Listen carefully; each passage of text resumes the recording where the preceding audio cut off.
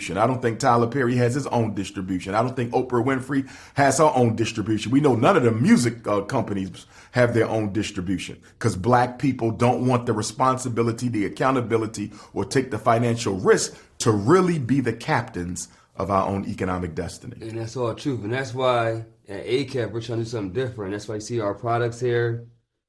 You had Dr. Umar Johnson on the products right now. Awesome. Buy the candles. They go to support to his school that he's opening up. And just come support us, 221 South 52nd Street, because we make our own products here and we distribute them. We have them in different stores around the city and in other cities. I've been in Atlanta and walked in the store and seen our products there. So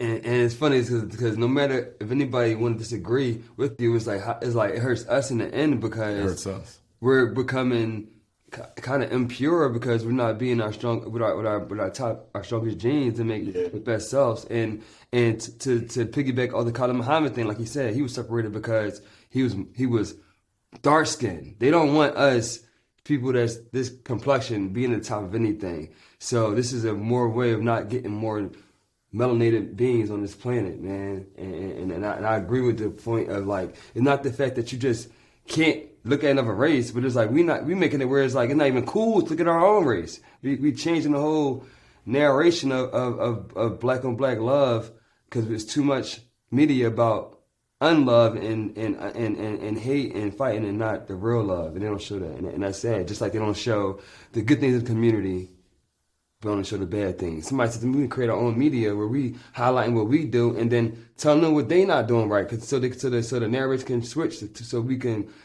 the youth can stop believing that all they can be is a thug, a rapper, or an athlete. Yeah. And gangster rap itself has done more to destroy the public image of black men than almost anything the white power structure has done. We have really destroyed the way the world sees black men, particularly in America, with gangster rap. We will go down in history as the first population who voluntarily destroyed their own public image as a prelude to their own genocide. And we did it for money. See, the issue with gangster rap, there would have never been a gangster rap if black men didn't abandon the black communities.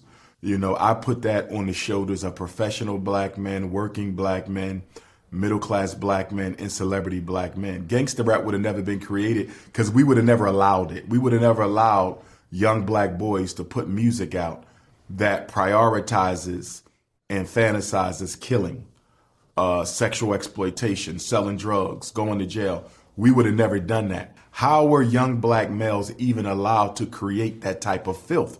Because the black men were not there. And that's something that's not talked about. We spend so much attention on young black males killing young black males, as we should. But let's talk about the causes of that.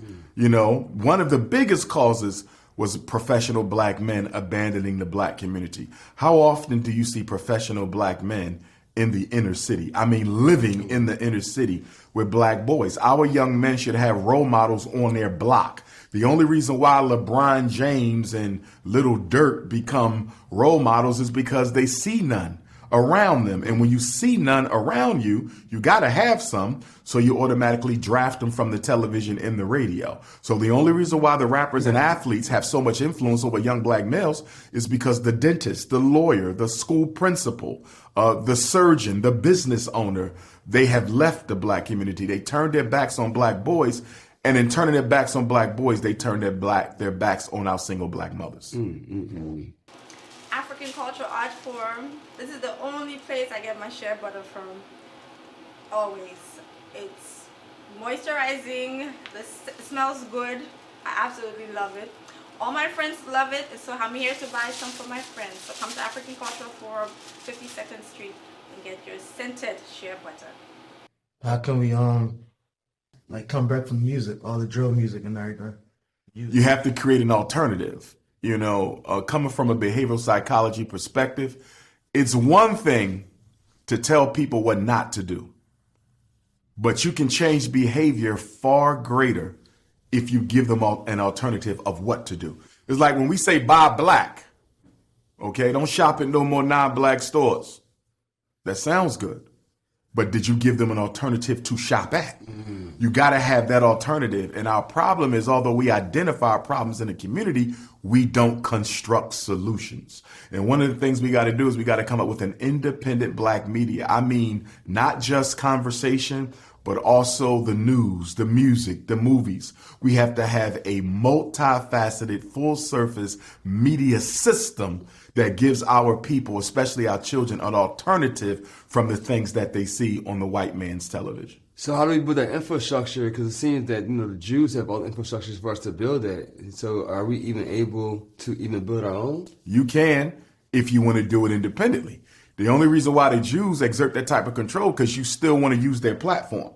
You still want to use their money. You want your line of credit from the Jews. You want your distribution from the Jews. The reason why all the black music company subsidiaries are on Jewish, signed to the Jewish majors is because they don't have no distribution.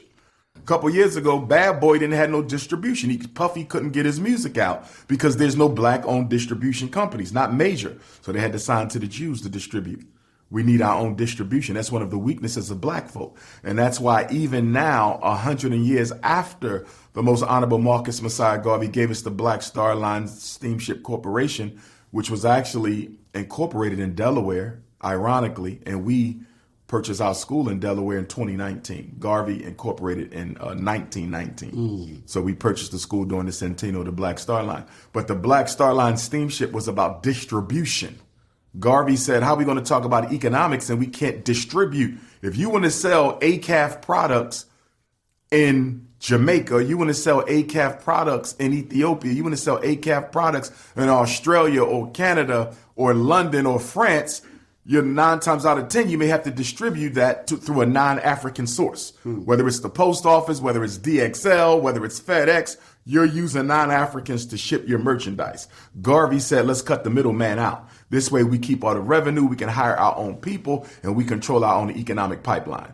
That's what the Black Star Line Steamship was all about. And we haven't had a black organization since Garvey, and it's been 100 years to give us a global distribution network. And look at our billionaires. They have billions of dollars, and they're even too afraid to put their money up and create distribution. I don't think Tyler Perry has his own distribution. I don't think Oprah Winfrey has her own distribution. We know none of the music companies have their own distribution because black people don't want the responsibility, the accountability, or take the financial risk to really be the captains of our own economic destiny. And that's all truth. And that's why at ACAF, we're trying to do something different. That's why you see our products here.